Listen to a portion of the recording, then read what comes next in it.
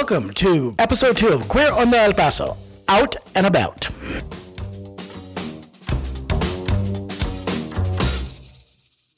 October 11th is National Coming Out Day. It was first celebrated on the one-year anniversary of the 1987 National March on Washington for lesbian and gay rights. Partly fueled by the AIDS crisis of the 1980s, many activist groups encourage gays and lesbians across the country to stand and be counted in their own communities. In the words of Harvey Milk, how can people change their minds about us if they don't know who we are? Coming Out Day is still highly relevant to LGBTQ plus communities across the world today. Coming out is a unique experience for each LGBTQ plus person. It's not a one-time event. Many LGBTQ plus individuals who come out to their closest friends and family may later come out at work or school, to their extended family, or to a casual acquaintances. For some, coming out is no longer a big deal. It can be a simple matter of correcting someone's assumptions about you or introducing your partner. For others, coming out is still a huge challenge. The very real fear of facing discrimination, bullying, or judgment can cause LGBTQ plus people to stay in the closet, struggling with anxiety while they strive to be themselves.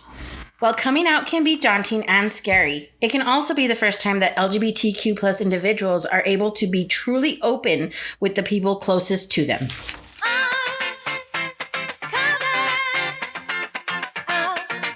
In this episode, we celebrate National Coming Out Day at Queer on El Paso. My name is Ted Escobedo. I am joined by Izzy Mora and Ceci Marquez. Hi, guys. Hey. Hi. So, even though National Coming Out Day is one day set aside, I guess we'll just talk about coming out in general and how each of our experiences have been affected by coming out. Izzy, you're an out and proud gay man. Tell us about your coming out experience. That's what they tell me. My coming out experience wasn't a big, grand, guess what, everybody, I have a big announcement kind of thing. I just allowed people to assume because they could tell. I mean, obviously, I was an obvious queer kid. I had feminine qualities. I had this voice that refused to change its pitch for many years, longer than most adolescents go. And so I was and I always had an airy way about me anyway. And so people could pinpoint me pretty easily. So it was no big thing for me to go, hey, guess what, everybody? I'm gay. That they would have all rolled their eyes and said, yeah, we kind of thought so. So I just kind of thought, well, I'll just be gay and then let everybody else fill in the blanks. It's interesting in your case because it's kind of what we were talking about a little bit earlier about how people made assumptions about you. And maybe you kind of confirmed that, where in a lot of cases where people struggle to come out, they make assumptions that they're straight, even though they may not be. And I mean, for those of you all that don't know, Izzy and I have been friends since kindergarten, and we were, children together. And as we started to grow up, and it became very clear that Izzy's identity was queer, I knew I was queer, and I kind of shied away from him because I didn't want to be associated as being queer. So I was very much in the closet, in as much as I could be, a theater queen that I was. I was very much in the closet, and I tried to present the idea that I was straight. So I do understand what it is to come out as opposed to just kind of slide out of the closet like a lot of people do. I actually had to open the door and say, I'm gay. And so my experience was a little different, even though Izzy and I grew up together. Ceci, you're our straight, cisgendered woman on staff. And so tell us, how does coming out day affect you in any way, or what are your experiences been? If at all. I grew up in an era when I guess being gay was a bit more acceptable. It was starting to be open. And I remember just distinctly my group of friends, in elementary school, and you had those friends who you're like, oh, he would compliment your hair and, your shirt and stuff, which was different from the other boys. And so you always knew, that was a special friend. Yeah. That was a special friend. And you didn't understand why at the time. And then you grow up and you reach adolescence or whatever and puberty and then you see them and my experience was it just was understood that they were gay. at that point in high school. Again, they can't, they start talking to you and you see that they're a bit more comfortable in their own skin. And that, I think, is when you like, it hit me like, okay, he's come to that conclusion and he's become himself now. And seeing that kind of development over the years, like, I mean, you guys had that development in elementary school. I had my friends who I also developed in that sense too. And you start, as an ally, you see that they're themselves again and you're happy for them. And you want to be accepting and whatever they want, it's like, how can I be part of your group? Because you're having so much fun. Yeah. That's funny that you look at it that way, because I think that one of the great benefits to coming out isn't so much that everybody in the world knows that you're gay. It's just that you finally reach a place in your life where you can say, this is who I am. And let the repercussions be whatever they are. And if you lose friends or in some cases family members, which is unfortunate, and I'm sure that still happens to this day. And I'm glad to know that it is a lot easier for generations. It was never difficult for me to come out, but I didn't literally come out of the closet and actually tell my family that I was gay until I was like in my late 30s. At that case, it was like, yeah, my closet door was made of glass. It was like, yes, Ted, we know. But I think it's so incredibly brave for a young person in high school, particularly, to be able to live their truth at a young age. And Izzy, just going back to your story, you did that in high school at a time when it was scary. I would imagine scary. Very, yeah. But it was one of those things. It was an act of rebellion. At that time, I had bitten off the idea of punk and the anarchy of punk and that kind of thing. And so, being chased around the schoolyard for so many years, being called hoto and faggot and that kind of stuff. For so many years, I reached that kind of angsty point of view, so that punk really appealed to. And so when I came out as punk, I also came out as gay. I was like, you know what? You want to see a hoto or a faggot? Well, I'll show you a hoto and a faggot. And I did. It was an act of rebellion. Boy, and rebel you did. In all kinds of ways. And, it's interesting because, like I said, I kind of shied away from you at that time in our life. But in reality is that I was somewhat envious of you because I knew who I was internally and I knew that I wasn't living my authentic life. And I would look at you, and we had other friends, Rodney Pettis comes to mind, where he was extremely effeminate and very obviously gay. And I would always kind of shy away from guys like that because I didn't want to be found out to be gay by association, which is interesting because if I had been straight, I don't think it would have bothered me at all. I would have just been like, these are my friends and they're gay. But it was more about, like I was talking about, like it's really an internal struggle for you to just come out, which is why I think coming out is important, just for yourself. More than anybody else, it's for yourself. And to ask the question, Ted, I remember Ted and I have been friends for 20 years. And he's told me on several occasions what an influence his mother has been on his life.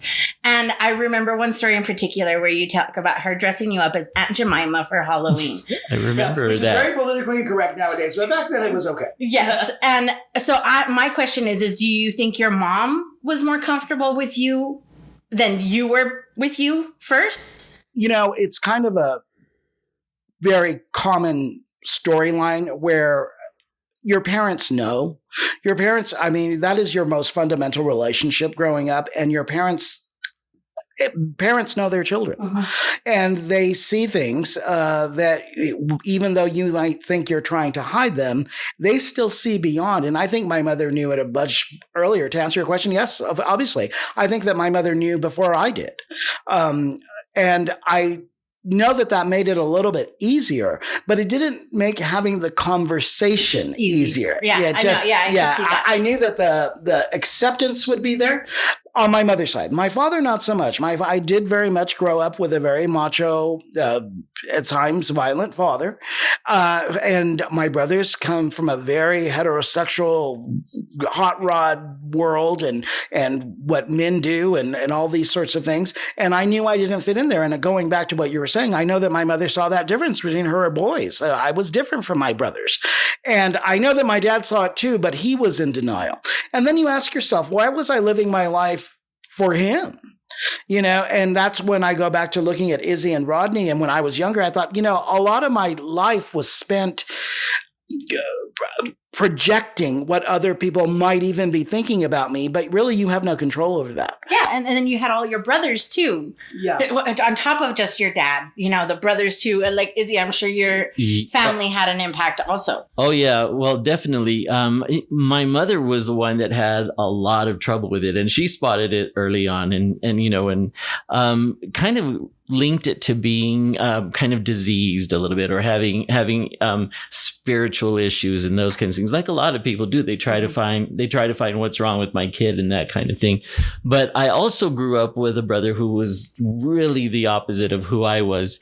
He was the leader of the neighborhood toughs, the neighborhood gang, and he was someone you did not want to mess with. And where I was running around skipping, roller skating throughout the lower valley in short shorts, and those kinds of things. And the phrase traipsing comes to mind. Oh yeah. And wearing tank tops and little short shorts. And there was a real big difference between us. And I'm sure that, like most parents, my mom's biggest protest was that she didn't want that for her kid, because of course that came with a lot of bullying, and I'm sure that because I went to school with in and around my siblings, there was rumors about how I was heavily bullied, and so I'm sure she got that as well. So talk about the bullying. I mean, because I didn't come out of the closet. I mean, I did come out of the closet when I was younger, in my teens, to my group of friends. And there was a little bit of surprise in some, but really not that big of a surprise for people. But so I never really got that bullying because I was in the closet. But what about you? Did you have a lot of bullying? Oh yeah, a lot. I mean, I couldn't walk down the hallway sometimes in elementary, in junior high especially. I don't know why junior high was really tough. Already Sletta Junior. But it was really tough where, I could be doing nothing and I'd be walking down and I'd hear Hoto, or, Pinchy faggot and that kind of stuff, as I was coming down the hallway for no good reason. I remember one time being outside at Isleta, and all the guys were suited up. And a friend of mine and I that you and I grew up with, were walking to our classes, and suddenly all of them started into this loud chant of Hoto and faggot and this kind of stuff, and hooting and hollering and that kind of thing. I don't know what it did for them, but it was just a way of a constant thing that I went through, both or while I was, very young, because that started almost immediately into elementary school and just carried on. So after a while, you learn. It's embarrassing, but you learn how to, put a little wall around you, to get through it. But I wasn't the kind that had like a smart mouth way of dealing with it. I admired that about some of my friends that were out in high school. I remember one in particular, who's now a woman, but I remember them catcalling to us and catcalling to him, and him saying, "Again, girls, again," as they were calling him Hoto. And I thought, wow. And that was tenacity. Mm-hmm. That I was in awe of that. And I still am. I still remain like, what a ballsy and loud way of taking that in, instead of, cowering like I kind of did. That's the thing about coming out, is that, or even just facing adversity, and when somebody is just blatantly in your face insulting you, but it's opposed to cowering, which I think, depending on where you're at in your life, some people do, but you sit and you are in awe of the people that stand up and say, no, I'm not going to put up with this. And, even within the gay community, there is still some sort of hierarchy of macho-ness, or he's more masculine and somehow more desirable, and then he's a drag queen and really effeminate. But honestly, in my personal experience, the people that are willing to put on 6-inch heels and wear makeup and a big wig have more guts, are more brave, and are stronger than the guy that prances around pretending he's macho. Absolutely. And all of those, I guess the gay men that I know that try to fit into those heteronormative modes, and they're really not being their authentic self. And sometimes you see them, maybe they've had a little too much drinkers. You see them amongst a freer environment, and you see that there's the real person that you don't often see, that they're fronting something else. And over the years, I've learned to think, wow, that must be real torturous. I learned to have compassion for it. Like, I know I tried, but I could not, for the love of God, I could not hide what I was and who I was. You get tired of it.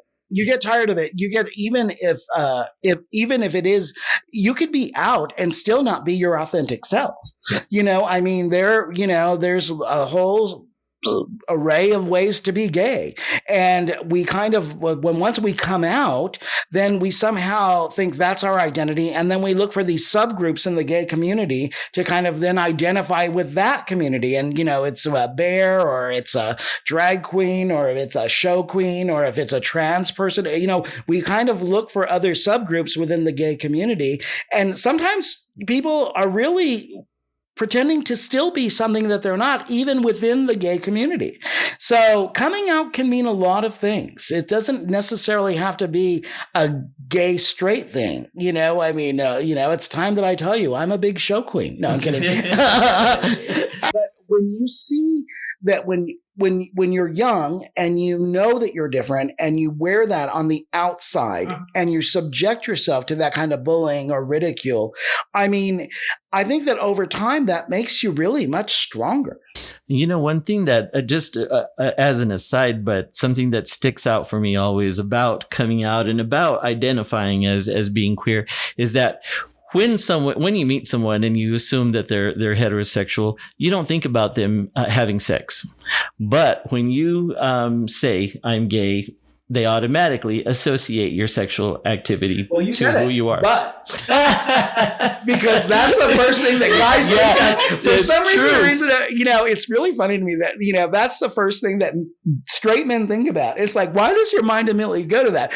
Which is the big struggle with gay marriage, or understand when we had love wins. It's not our right to it's about love. It's about who you're looking for in terms of to fulfill your life, what kind of love that you need in your life. And yes, it almost always gets reduced to a sexual act.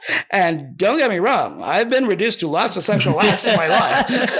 But ultimately, I found love. My husband is not in the closet, but he's not out either. He kind of runs that gray area, kind of, where a lot of people that are of his generation, he is 15 years older than I am. And so he's of that generation where you just don't talk about that because that's the first thing they think about is sex. But those same people, they see me and my husband together all the time, and they know that we love each other, and somehow that's okay.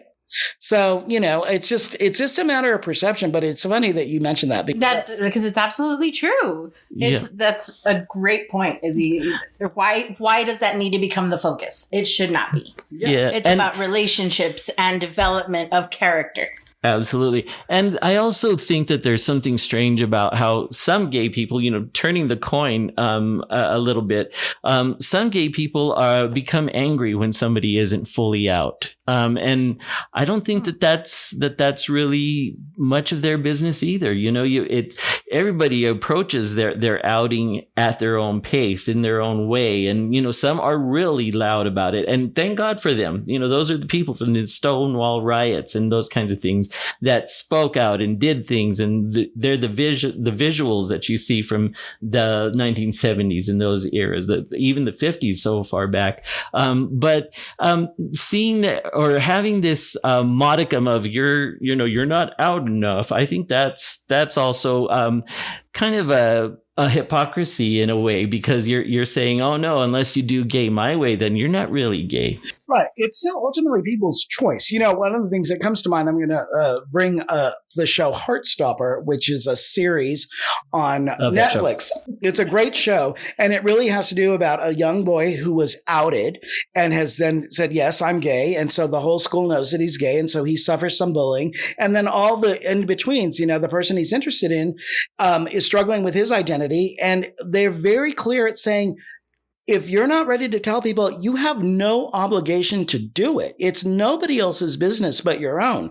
It's more about who you are and accepting it. And once you figure that out, if you don't want to make a general announcement to the world, as most people don't, it's just kind of like you roll out of it and you say, this is just who I am. And so I think that that's a very interesting point that they make. Interestingly enough, though, the actor that plays the bisexual that was struggling coming out was outed in real life. And he, it was then the subject of this ridiculous, Twitter storm or whatever. But the bottom line is this, he said, you all missed the point of the show. Mm-hmm. And the point of the show really is, live life on your own terms and don't be outed or don't come out because it's a necessity, but do it because you're ready to, period. Yeah. Yeah. And I also think that, making a big deal about being gay is also probably not necessary. Yes, I am gay. Yes, I do like boys. That should be enough. I shouldn't have to be, throwing cheerleading cartwheels, although I've been known to. But I've seen it. Yes, it ain't pretty, but it's precise. It's exact. So in some ways, there's stereotyping that goes on. People expect you to be a certain way, to do things a certain way when you come out. But really, I don't know that there should be a rule book about coming out. That leads me to we have a short little snippet just from Amber Bettis with the Borderland Rainbow Center. And she has this message for those who coming out on Coming Out Day. And her emphasis is whether you're ready or not. So this is Amber.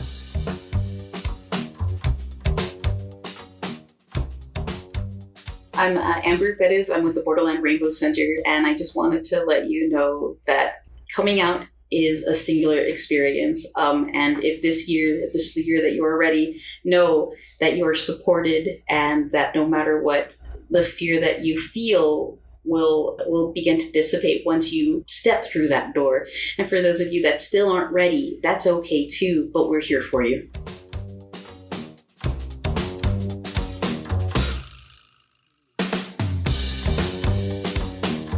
And you're back with Queer Onda El Paso, and we're still talking about coming out, not specifically National Coming Out Day, but just coming out in general. And this day that celebrates coming out is October 11th.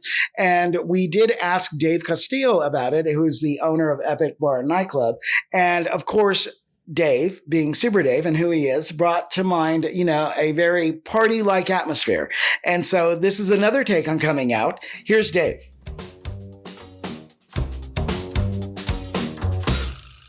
Hi guys, I'm Dave Castillo and I'm with Queer Onda El Paso, and want to give a big shout out for National Coming Out Day. I think it's important to come out when you're ready. You have more support than you think you know if you decide to do it. If you want to come down in Epic, have a National Coming Out Day party, I will celebrate that with you. I will put you on stage and make sure that everybody knows you're out, at least in the bar. When you go home, if you want to go back, it's fine. It's going to be great when you do come out. I can tell you that. And like it sounds cliche, but things do get better. Thank you guys.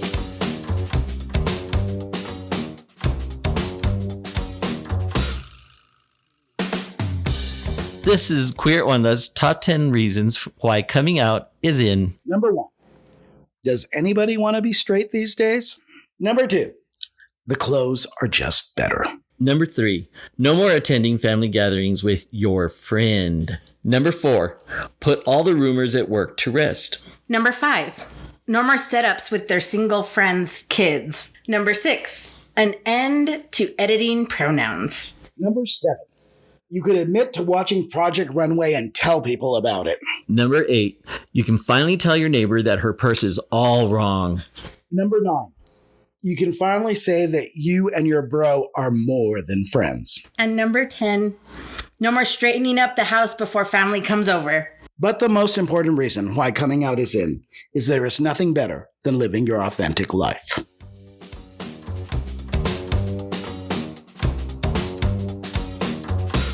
And here now are some notable quotables about coming out. Coming out was one of the most important things I've ever done, lifting from my shoulders the millstone of lies that I hadn't even realized I was carrying. Sir Ian McKellen. The single best thing about coming out of the closet is that nobody can insult you by telling you what you've just told them. Rachel Maddow. Gender is between your ears and not between your legs. Ches Bono. We're all born naked, and the rest is drag. RuPaul. When we're free to love anyone we choose, when this world's big enough for all different views, when we all can worship from our own kind of pew, then we shall be free. Garth Brooks. Thank you for joining us for episode 2 of Queer on the El Paso, Out and About. Join us each month as we address issues facing the LGBTQ plus community. Next episode will be dropping the 15th of next month. And until then, agarren la onda, queers. We'd love to hear from you. Email us at feedback@queeronda.com or visit our website and leave a comment. www.queeronda.com. That's www.queeronda.com.